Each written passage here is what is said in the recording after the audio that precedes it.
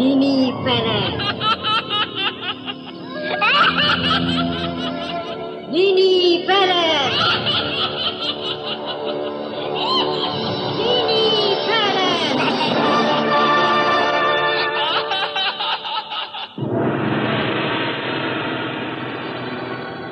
Teater Sanggar Cerita dengan bangga mempersembahkan sebuah serial sandiwara radio, Misteri Nini Pelet.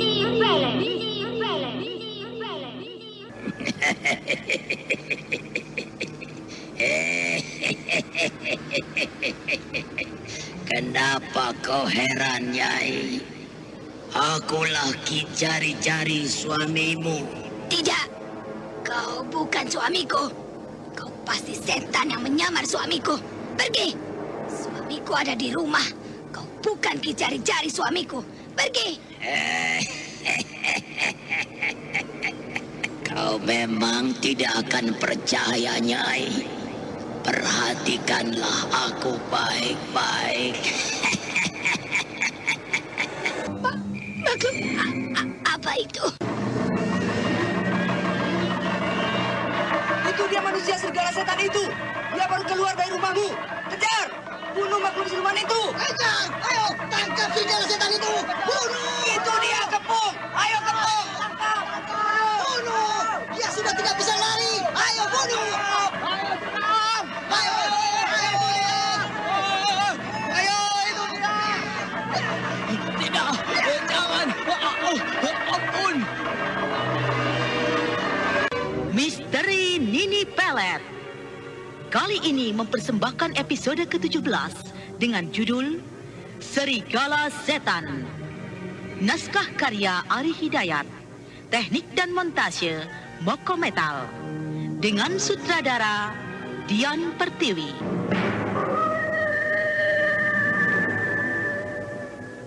Serigala Setan. Sebuah kisah petualangan mendebarkan tentang hilangnya kembali sebelah lengan bayi Nilam Cahya yang dibawa lari seekor serigala. Di mana akhirnya serigala itu diketahui bersembunyi di sebuah rumah tua yang penuh misteri. Dalam seri yang ke-25 ini didukung oleh Hana Pertiwi sebagai Nilam Cahya, Amiruddin sebagai Tumban Jarak, dan Ape Burhan sebagai Kidawu. Pengantar cerita Eli Kusuma. Selamat mendengarkan. Nilam Cahya berhasil menyelamatkan diri dari ancaman maut Nini Pelet. Bahkan dia berhasil membawa Restu Singgih yang sedang pingsan. Setelah menempuh perjalanan jauh, Nilam Cahya akhirnya sampai di sebuah mulut goa yang berada di antara rimbunan pohon.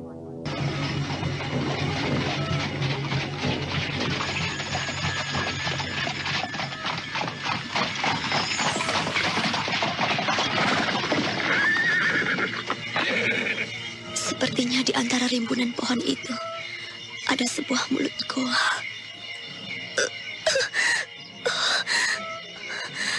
Luka di dada dan pinggangku terasa sakit sekali. Tapi darahnya sudah mengering. Nilam Cahya perlahan-lahan turun dari kereta kudanya. Lalu dengan susah payah, dia mengangkat tubuh Restu Singgih yang pingsan itu dan membawanya masuk ke dalam goa. Gelap sekali di dalam. Sebaiknya tubuh Restu biar aku letakkan di sini saja.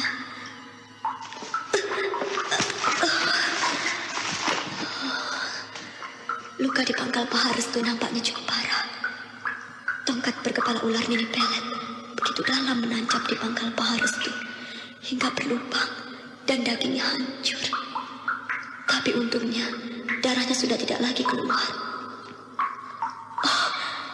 Apa ini? Sebuah guci kecil. Aku ingat, guci ini berisi air suci jimat. Aku beruntung sekali, karena aku tahu keampuhan air suci jimat ini. Air ini bisa menyembuhkan berbagai macam penyakit secara gaib. Aku akan mencoba mengobati luka di dada dan pinggangku ini. Nilam Cahya membuka penutup guci kecil itu. Kemudian dia meneteskan beberapa tetes air dari dalam guci itu ke luka-luka di dadanya.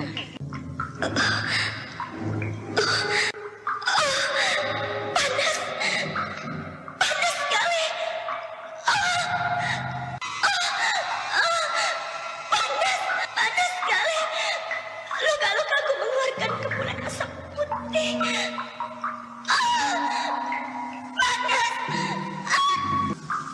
Nilam Cahya terus menggeliat, merasakan lukanya bagaikan terbakar api yang membara.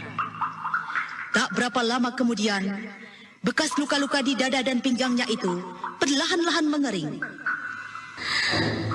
Luka-luka di dada dan di pinggangku lenyap. Luar biasa keampuhan air suci jimat ini. Dada dan pinggangku sepertinya tidak pernah luka. Tidak ada bekas apa-apa. Kukira kini aku tinggal mengobati luka restu dengan air suci jimat ini. Nilam Cahya mulai bergerak mendekatkan guci berisi air suci jimat itu ke bagian luka restu Singgih. Tetapi mendadak, seberkas sinar biru muncul dari kegelapan goa dan menyambar guci itu.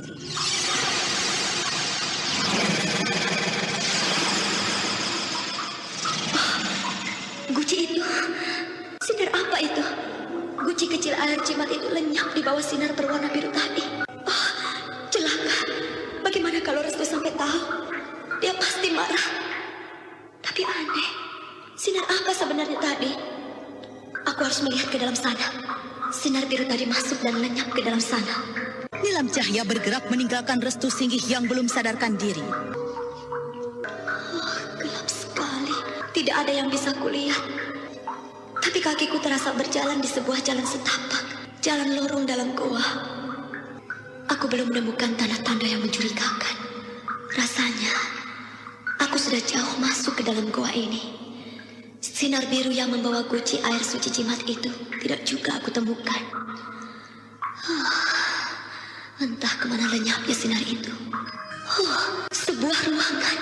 Mendadak Nilam Cahya menghentikan langkahnya. Di hadapannya nampak sebuah ruangan yang cukup besar. Di sudut ruangan itu terdapat sebuah pintu gerbang yang diselubungi seberkas cahaya berwarna biru. Pintu gerbang apa itu? Bentuknya seperti mulut goa, tapi ada seberkas sinar biru melingkari pintu gerbang itu. Nampaknya pintu itu akan menuju keluar. Iya, di luar sana sepertinya ada sebuah jalanan yang membentang luas. Nilam Cahya melangkah ke arah pintu itu. Mendadak Nilam Cahya menghentikan langkahnya. Sebuah kota. Kenapa tubuhku melayang begini? Rasanya aku ada yang menarik dari mulut pintu gerbang itu. Tubuhku bergeser kuat sekali.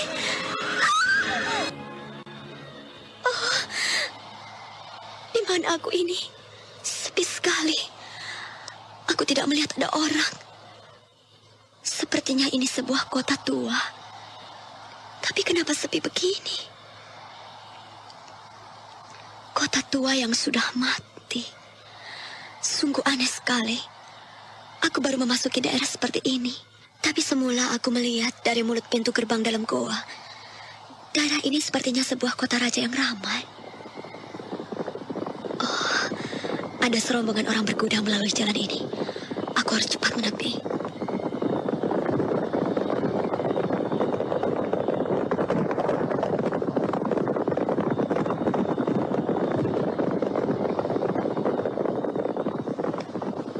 Orang-orang berkuda itu sepertinya para prajurit keraton.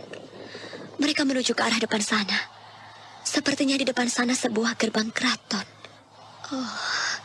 Rupanya ini sebuah kota raja. Nilam Cahya melangkah menuju ke arah di mana serombongan berkuda itu pergi. Apakah aku tidak sedang bermimpi? Bukankah di hadapanku itu sebuah keraton kesultanan? Aku berada di sebuah kota raja. Istana apa itu? Aneh sekali.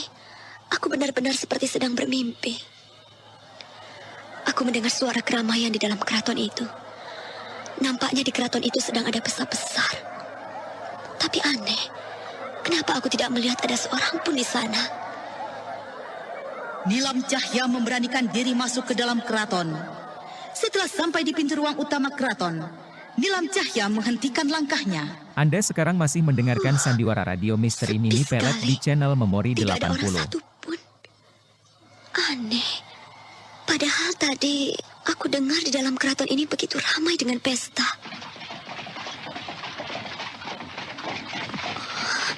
Sebuah kereta kuda jauh di depan sana.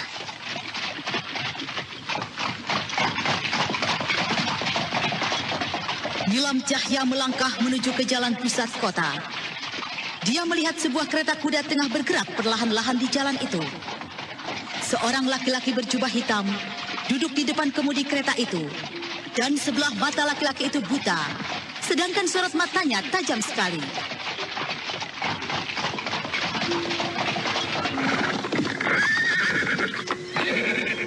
Kereta kuda itu berhenti di depanku. Laki-laki berjubah hitam itu memperhatikan aku. Sorot matanya menakutkan sekali. Naiklah ke dalam kereta kuda ini, Nona. Hei, kau menyuruhku naik? Apa maksudmu? Majikanku menyuruhmu ikut kami. Majikanmu? Siapa majikanmu? Di mana dia? Naik saja, Nona. Nanti kau akan tahu sendiri. Dengan rasa heran, Nilam Cahya kemudian naik ke kereta kuda itu. Laki-laki berjubah hitam itu kemudian kembali menjalankan kereta kudanya.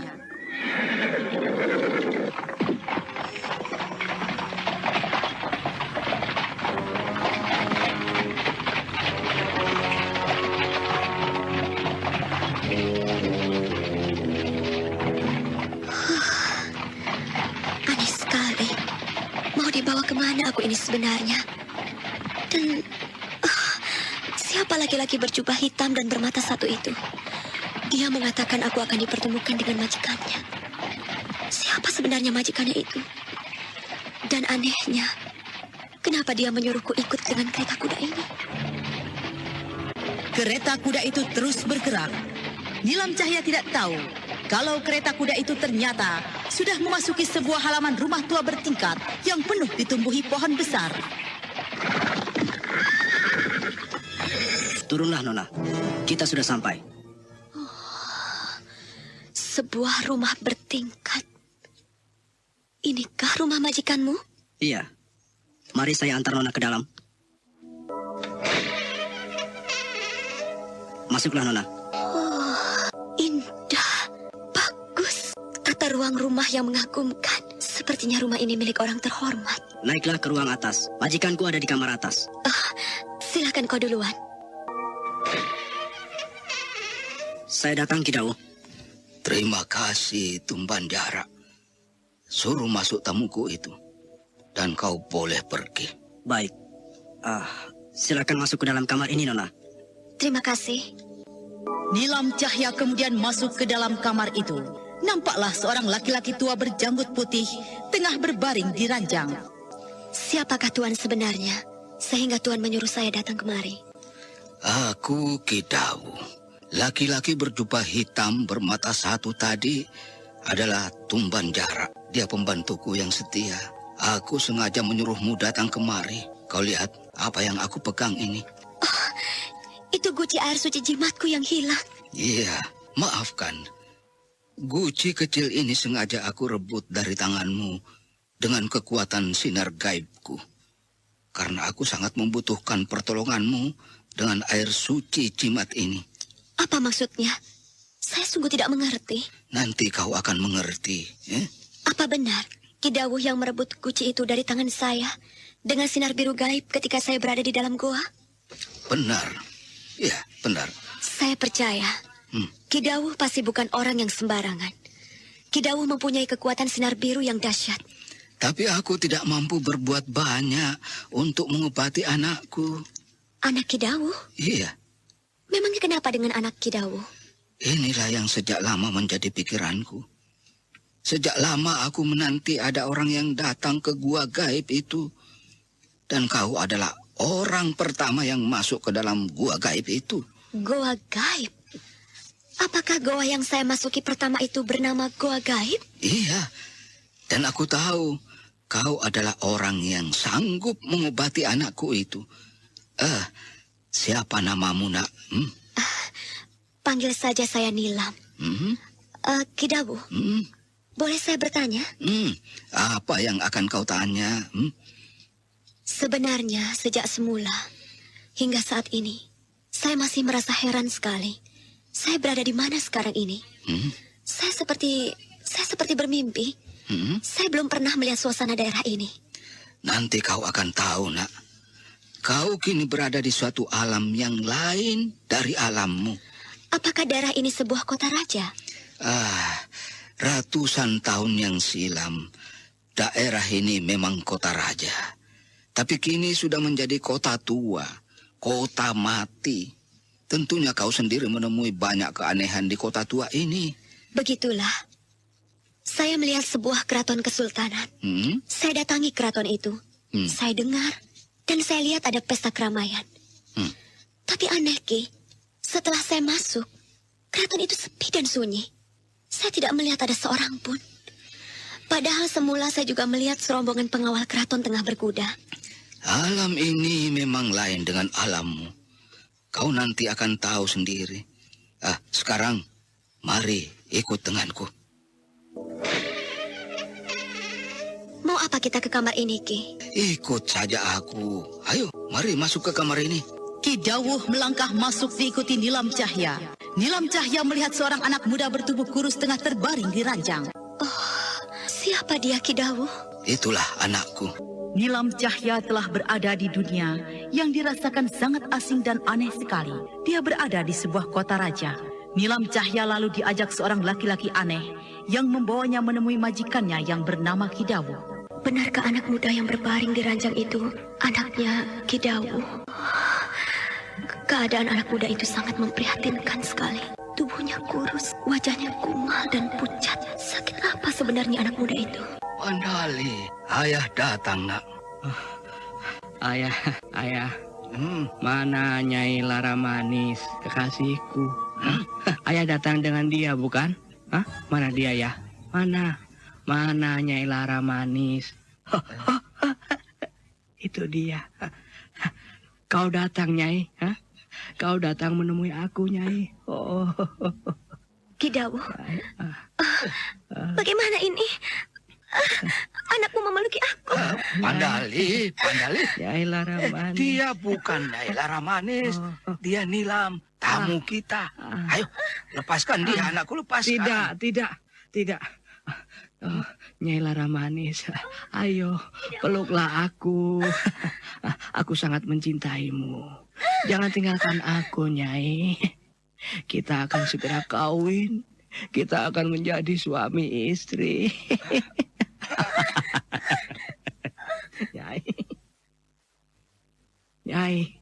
Nyai Lara Manis. Ayo peluklah aku, Nyai. Jangan tinggalkan aku.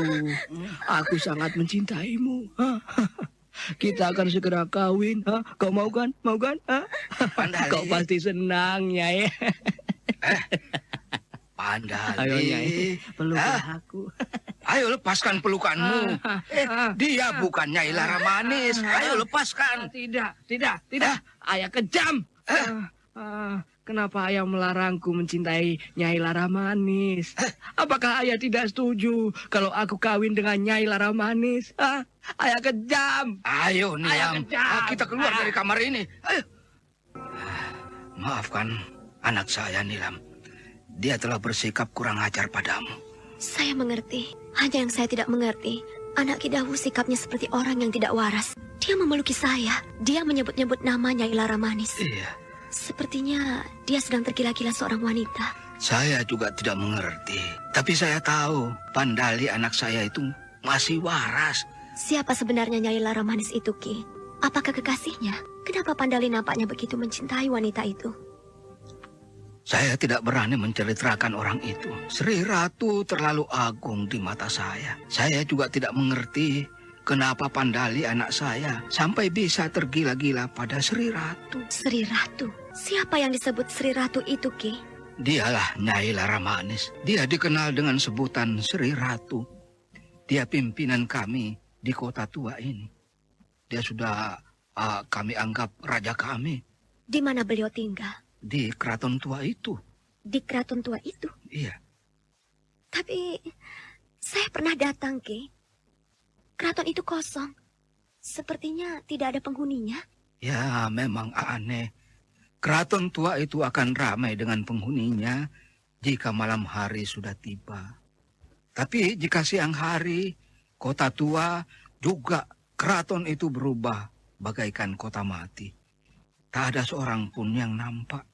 Memangnya kemana orang-orangnya jika siang hari? Entahlah, ini tak pernah ada yang tahu. Oh, aneh sekali. Nilam, saya hanya ingin minta tolong tentang Pandali, anak saya.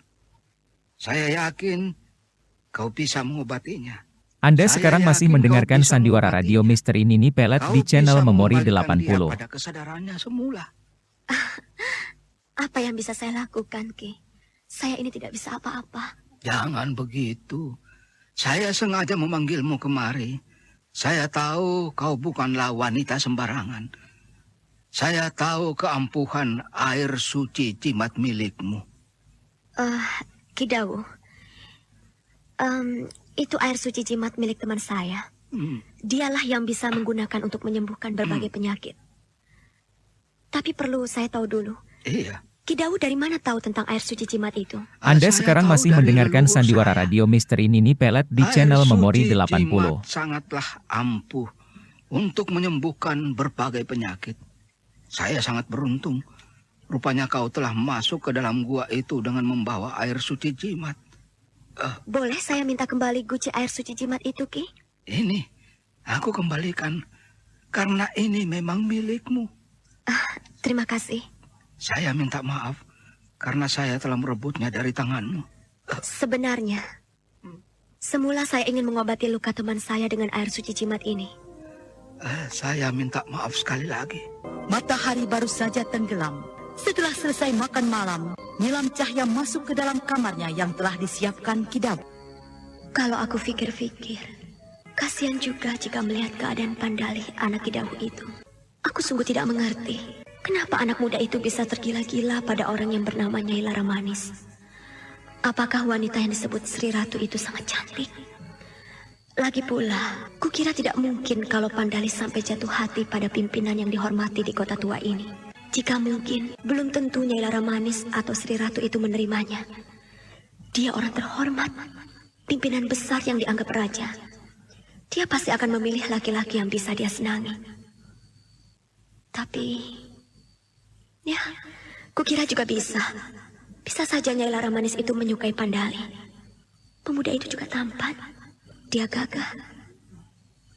Tapi kenapa tubuhnya kurus? Wajahnya kumal dan pucat. Apakah karena dia selalu memikirkan wanita itu? Hingga dia menjadi lupa diri? Aku jadi penasaran. Aku ingin sekali melihat siapa Nyai Laramanis itu. Yang mengerti. Menurut Ki Dawu, kota tua ini jika siang hari sepi bagaikan kota mati. Tapi kalau malam hari akan ramai. Hal itu memang aneh kedengarannya. Bagaimana bisa begitu? Rasanya sulit dipercaya. Kota tua yang aneh. Penuh rahasia yang menakutkan. Kukira aku perlu mengorek keterangan dari Pandali. Anak muda itu sebenarnya masih waras. Dia memang sepertinya sedang tergila-gila dengan wanita bernama Nyai Laramanis itu. Aku harus menemui Pandali di kamarnya. Nilam Cahya melangkah keluar kamarnya, menuju ke kamar Pandali yang letaknya berhadapan dengan kamar Nilam Cahya. Syukurlah, pintu kamarnya tidak dikunci. Itu dia Pandali. Anak muda itu sedang duduk di ranjangnya. Oh, dia melihatku. Oh, kau datang lagi, Nyai. Nyai, kemarilah. Dekatlah aku. Peluklah aku. Jangan tinggalkan aku lagi, Nyai. Aku harus bersiasat. Aku harus menuruti apa yang dia mau. Dengan begitu, aku akan bisa bercakap-cakap untuk mengorek keterangan. Nilam Cahya kemudian mengajak Pandali duduk. Nilam Cahya merasakan sorot mata Pandali yang aneh. Oh, Pandali menatapku tajam sekali. Aku lihat kedua matanya seperti pandangannya tidak wajar. Anak muda itu sepertinya sedang terkena sihir. Raut wajahnya nampak seperti orang dulu. Nyai Laramanis. Oh, luar biasa kecantikanmu. Aku sangat mencintaimu. Kau harus jadi istriku, Nyai. Kau harus jadi istriku. Aku mencintaimu. aku sayang padamu, Nyai. Kau kenal dengan aku? Coba. Aku ini siapa? Kau Nyai Laramanis, ya kan? Kau kekasihku, calon istriku. Nyai jangan pergi kemana-mana lagi. Hati saya jadi resah jika tidak ada Nyai di sisi saya. Saya rasanya selalu bahagia jika Nyai tetap berada di sisi saya, Nyai. Iya, tapi kau tentu tahu kan siapa Nyai Laramanis itu sebenarnya? Nyai Laramanis adalah seorang raja. Nyai sangat dikenal kecantikannya. Banyak laki-laki yang jatuh hati dan tergila-gila pada Nyai. Tetapi akulah yang berhak memiliki diri Nyai. Kenapa kau menyukai Nyai Laramanis? Apa benar dia itu kekasihmu? Kenapa Nyai berkata begitu? Bukankah kita pernah pergi bersama? Berjalan bersama, saling bercakap-cakap bersama. Nyai juga pernah berjanji bersedia menjadi istri saya. Tapi Nyai dusta. Nyai malah meninggalkan saya. Nyai malah menjalin hubungan dengan lelaki lain. Kini aku sedikit mendapat keterangan tentang siapa Nyai Laramanis itu. Dia seorang wanita cantik jelita, juga seorang raja yang bergelar Sri Ratu. Tapi benarkah Nyai Laramanis itu pengobrol cinta pada setiap laki-laki? Benarkah kecantikan yang mudah diberikan pada setiap laki-laki? Rasanya sulit dimengerti seorang raja memiliki sikap begitu. Nyai kadang membuat saya benci. Saya sering tidak dihiraukan lagi. Nyai dusta. Nyai janji mau kawin dengan saya. Tapi nyatanya Nyai kawin lagi dengan lelaki lain. Apakah Nyai Laramanis itu sering kawin? Ya. Nyai sudah banyak mengawini laki-laki. Tetapi tidak pernah lama. Rasanya aku penasaran juga. Aku ingin melihat seperti apa wajah Nyai Laramanis itu. Seperti apa sikapnya jika aku melihatnya? Nyai mau kemana? Nyai, jangan tinggalkan aku, Nyai. Saya harus keluar sebentar. Kau tunggu saja dulu. Nanti saya akan kembali lagi. Jangan lama-lama, Nyai. Saya takut Nyai tidak kembali. Percayalah, aku pergi dulu ya. Malam ini, aku harus melihat keadaan kota tua. Menurut Kidawu, kota tua ini akan ramai jika malam hari. Para penghuninya akan bermunculan. Memang aneh kedengarannya.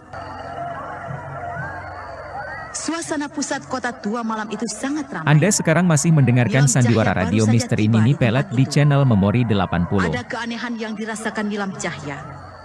Semua orang yang dia lihat mengenakan jubah hitam dan penutup kepala, hingga wajah mereka tidak nampak. Dan anehnya, semua orang-orang itu tidak memperdulikan Nilam Cahya. Itukah mereka? Itukah rakyat kota tua ini? Mereka aneh. Mereka semua mengenakan jubah hitam. Wajah mereka sama sekali tidak bisa kulihat. Mereka juga tidak memperdulikan aku. Seolah-olah aku ini tidak ada di tempatnya. Pak, boleh saya tanya? Pak, kenapa kau pergi? Aneh. Mereka tidak mau bicara sepatah kata pun denganku. Mereka sepertinya enggan denganku.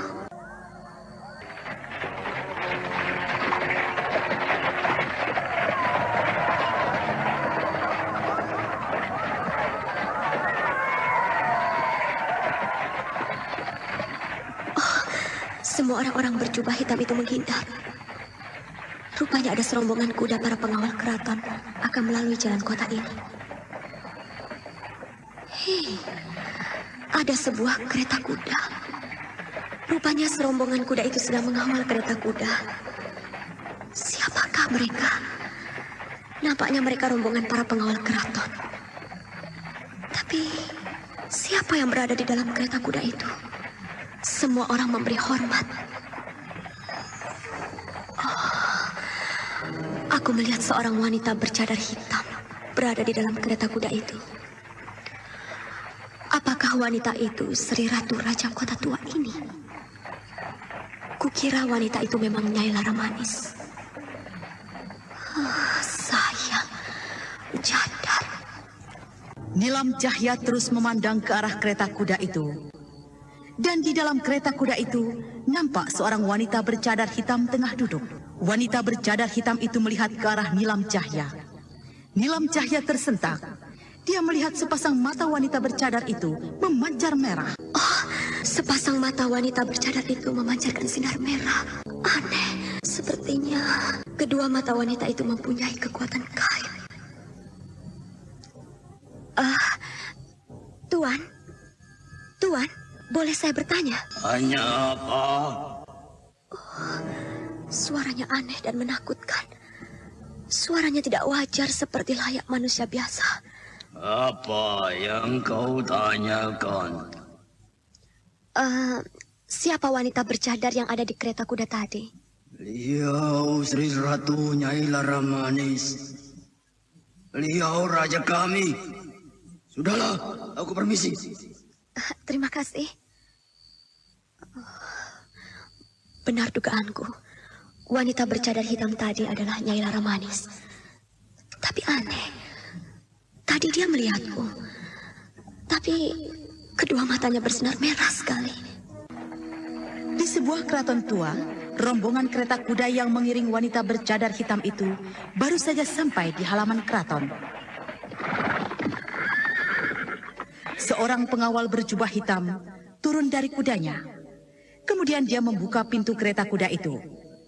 Wanita bergaun dan bercadar hitam itu kemudian turun dari dalam kereta kuda. Pengawal, aku lihat ada tamu di kota ini. Selidiki orang itu. Wanita bergaun dan bercadar hitam yang diduga Nilam Cahya sebagai raja di kota tua itu segera memerintahkan seorang pengawalnya untuk menyelidiki Nilam Cahya. Hamba Sri Ratu. Aku lihat ketika iring-iringan kita melalui jalan pusat kota, ada seorang wanita cantik memperhatikan aku. Dia tamu di kota tua ini. Aku ingin kau menyelidiki wanita itu. Hamba sama sekali tidak tahu. Tapi hamba akan berusaha mencari tahu siapa wanita itu. Aku tahu. Wanita itu tinggal di sebuah rumah tua milik seorang kakek bernama Kidau. Datangi rumah itu. Hamba siap melaksanakan tugas. Nilam? Kidau?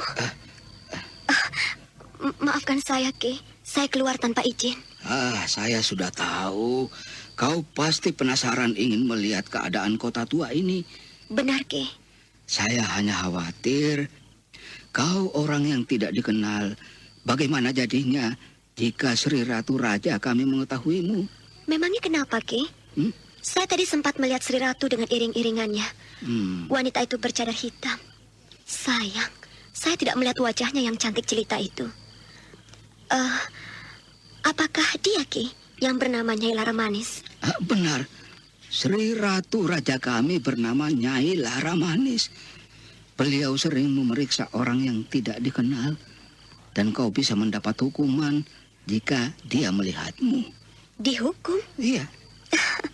Apa salah saya, Ki? Kau memang tidak salah apa-apa. Tapi setiap orang yang tidak dikenal datang ke kota tua ini, dia harus menjadi dayang Sri Ratu lebih dulu. Itulah sebagai hukuman. Apakah memang sudah menjadi adat kota tua ini, Ki? Ya, begitulah. Bagaimana kalau saya menolaknya? Hukuman kedua akan datang padamu. Apa hukuman kedua itu, Ki? Kau harus menyerahkan segelas darah. Segelas darah? Segelas darahmu. Kau harus bersedia menyerahkan segelas darahmu pada Sri Ratu. Jika tidak, kau akan mendapat hukuman mati. Aneh. Untuk apa darah itu, Ki? Tak pernah ada orang yang tahu. Itu urusan Sri Ratu Raja kami. Kidau, ada serombongan berkuda datang. Wah, celaka. Itu pasti rombongan pengawal keraton yang diperintah Sri Ratu. Kau akan ditangkap, Nilam. Selamat malam, Tuan Pengawal. Adakah yang Tuan Pengawal perlukan pada kami? Aku mendapat perintah dari Sri Ratu. Kami harus memeriksa seorang tamu. Saya tamu di rumah ini. Apa yang perlu tuan-tuan periksa pada saya? Kau harus ikut kami menghadap Sri Ratu ke keraton. Baik. Nilam, berhati-hatilah. Turuti saja perintah Sri Ratu. Saya mengerti, Ki. Saya berangkat. Semoga tidak terjadi apa-apa pada Nilam. Rombongan berkuda yang membawa Nilam Cahya sudah memasuki pusat kota. Tak lama kemudian rombongan itu sampai di halaman keraton. Seorang pengawal berjubah hitam kemudian mengantarkan Nilam Cahya masuk ke dalam keraton. Ruangan keraton itu penuh dengan kepulan asap merah. Pengawal berjubah hitam yang membawa Nilam Cahya itu langsung menghadap Sri Ratunya. Perintah sudah hamba laksanakan, Sri Ratu. Hamba membawa orang yang Sri Ratu maksudkan. Bagus, kalian boleh pergi semuanya. Ruangan itu kini menjadi sepi dan sunyi. Hanya tinggal wanita bercadar dan bergaun hitam yang duduk di singgasana dan Nilam Cahya yang masih keheranan. Aneh sekali suasana ruangan ini. Aku seperti berada dalam mimpi saja. Ruangan ini penuh dengan kepulan asap berwarna merah. Itu dia Sri Ratu. Dia duduk di singgasana. Tapi aneh, singgasananya itu berbentuk badan ular. Sayang, Sri Ratu menutupi wajahnya dengan cadar hitam. Selamat datang di kota kami. Siapa namamu? Nilam Cahya. Nilam Cahya. Bagus sekali namamu. Dia tertawa kecil. Suaranya manis sekali. Tapi rasanya aku kenal suara tawa seperti itu. Ya, aku ingat. Suara tawa manis itu adalah ciri khas dari Dewi Sumbi. Ya, itu suara Dewi Sumbi, putri Nini Pelet. Tapi apakah wanita itu Dewi Sumbi? Dia Sri Ratu yang bernama Nyai Laramanis. Mungkin saja suaranya saja yang sama. Kau sepertinya heran memperhatikan aku. Ada apa? Tidak ada apa-apa. Kau sepertinya curiga denganku. Tidak. Saya hanya teringat suara tawa Sri Ratu. Begitu manis. Mengingatkan saya pada musuh saya. Musuhmu? Siapa dia? Dia makhluk jelmaan siluman ular. Namanya Dewi Sumbi. Kau pikir aku ini makhluk siluman ular? Jangan bicara sembarangan. Kau sedang berhadapan dengan siapa sekarang? Itu perlu kau tahu. Ampunkan saya. Saya hanya teringat saja. Ya, mungkin suara tawa Sri Ratu sama.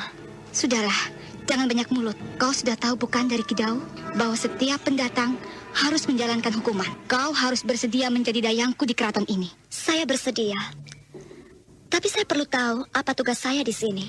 Kau harus melayaniku, seperti juga dayang-dayang lainnya. Kau bisa tinggal bersama mereka di sini. Terima kasih. Dayang-dayangku, kemarilah kalian. Beberapa orang gadis cantik bergaun putih muncul. Mereka kemudian bersujud di hadapan wanita bergaun dan bercadar hitam itu. Kalian mendapat teman baru. Ajaklah dia bersama kalian. Ayo, pergilah. Gadis-gadis bergaun putih itu mengajak Nilam Cahya menuju ke sebuah ruangan besar. Nilam Cahya terkejut. Ruangan itu bentuknya aneh, seperti di dalam sebuah goa. Penuh dengan kepulan asap dan banyak batu-batu besar ditutupi kain putih. Ruangan apa ini? Bentuknya aneh, seperti berada di dalam goa. Gadis-gadis bergaun putih itu semuanya naik ke atas batu-batu besar itu. Sepertinya itu ranjang-ranjang tidur mereka. Ya, mereka semua membaringkan tubuhnya di atas batu-batu tertutup kain putih itu. Mereka semua sudah tidur.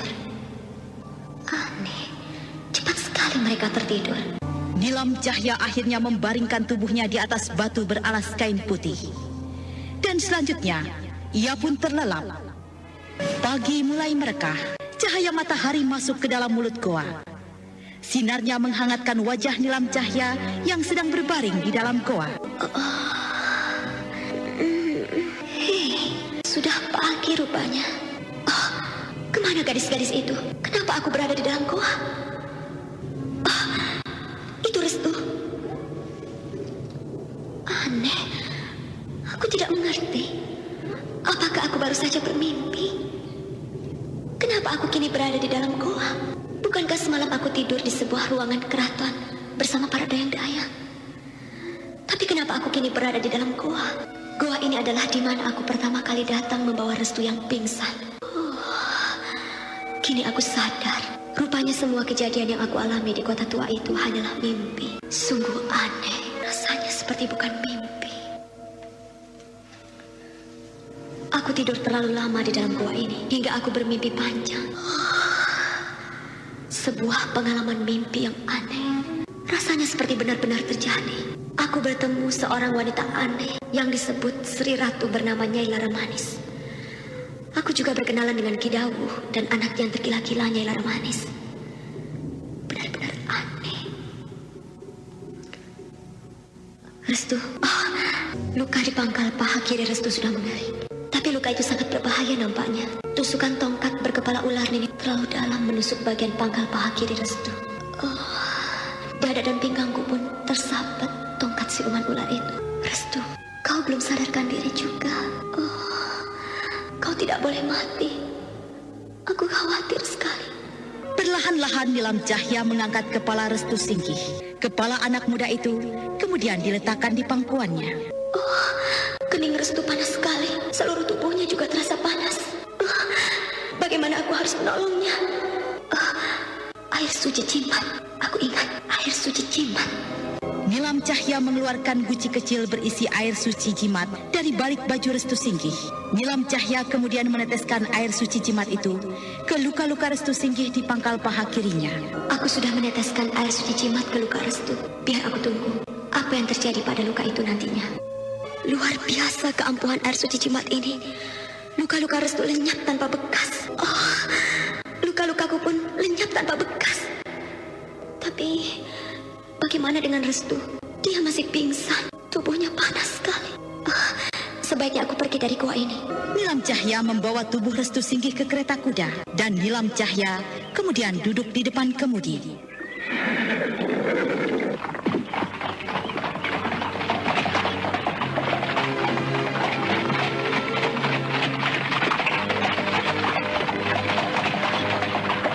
Nampaknya jalan ini akan menuju ke sebuah desa. Mudah-mudahan saja aku bisa bertemu desa. Aku harus merawat Restu sampai sadarkan diri.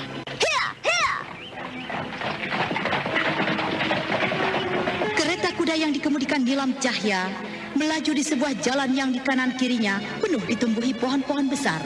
Menjelang tengah hari, Nilam Cahya sampai di sebuah desa yang cukup ramai. Dugaanku benar. Ternyata aku memang menuju ke sebuah desa. Desa apa ini? Ramai sekali penduduknya. Ada apa di depan sana ramai-ramai? Nampaknya penduduk tengah mengejar-ngejar seseorang.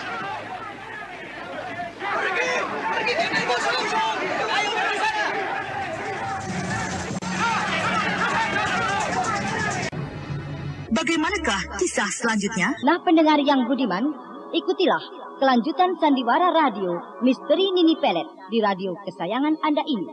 Sampai jumpa.